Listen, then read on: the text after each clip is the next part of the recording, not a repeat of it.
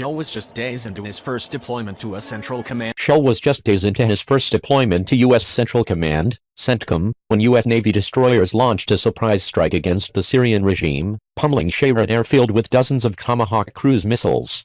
In the tense wake of the attack, Shell, a U.S. Air Force lieutenant colonel and Raptor squadron commander who spoke on the condition that Aviation Week identify him only by his call sign, and his squadron of stealth F-22 Lockheed Martin Raptors had a critical job to do, deconflict coalition operations over Syria with an irate Russia. The U.S.-led campaign against the Islamic State in Iraq and Syria has leaned heavily on the air superiority fighter since its debut there in 2014.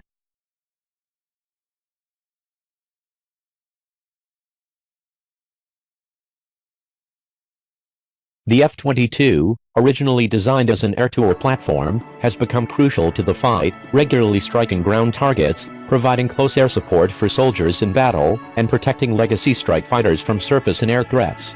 But one of the most critical missions the F-22 conducts in the skies over Syria, particularly in the weeks following the April 6 Tomahawk strike, is deconfliction between coalition and non-coalition aircraft, says Shell.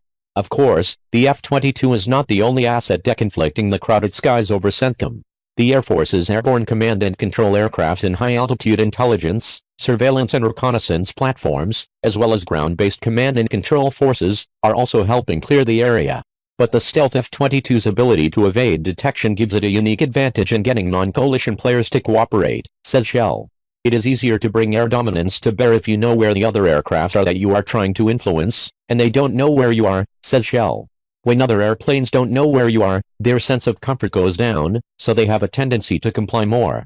Right double quotation mark.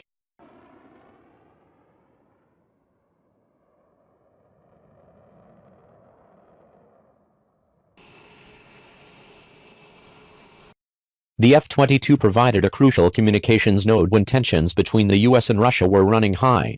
Following the Tomahawk strikes, Moscow condemned the attack and suspended the so-called deconfliction line the two countries used to coordinate air operations over Syria. US President Donald Trump said relations with Russia were at an all-time low. But US and non-coalition aircraft were still communicating directly, over an internationally recognized, unsecure frequency often used for emergencies known as GARD, says Shell.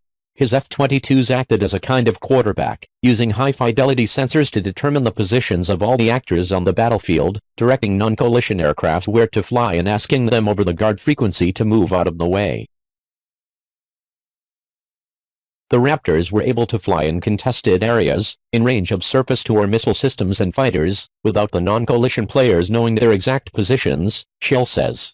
This allowed them to establish air superiority, giving non-coalition forces freedom of movement in the air and on the ground, and a credible deterrent. If we need to let them know that we are there for any reason, then we will let them know that we are there, usually to deter something that they are trying to do that we don't want them to do, he explains.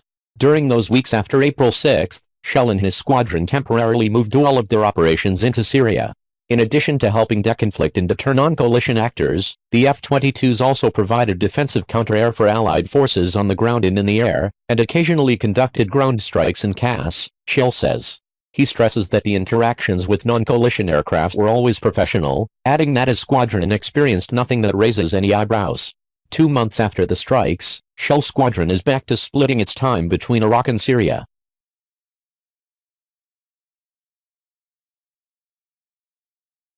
The aircraft is performing immaculately, even in mission sets it was not built for, such as CAS, Shell says. As of May 28, the Raptor had conducted 1,150 sorties, including 497 CAS sorties, and employed 1,572 weapons since the beginning of Operation Inherent Resolve in 2014, according to the Air Force. In the CAS role, the F-22 augments the platforms already conducting that mission in the region, such as the F-15E, the B-52 bomber and the A-10, Shell says. While the A-10 is renowned for the roar of its 30mm Gatling gun and its long loiter time, the F-22 brings precision-guided munitions such as the GBU-32 and small-diameter bomb. PGM significantly reduce civilian casualties and potential damage to buildings and other structures in the area, Shell points out. Although the F-22 can perform CAS well, it is not built for that role as is the A-10, it is just another tool combatant commanders can use to complete the mission, Shell stresses. Overall, the most important thing the Raptor brings to the warfight is air superiority, Shell says.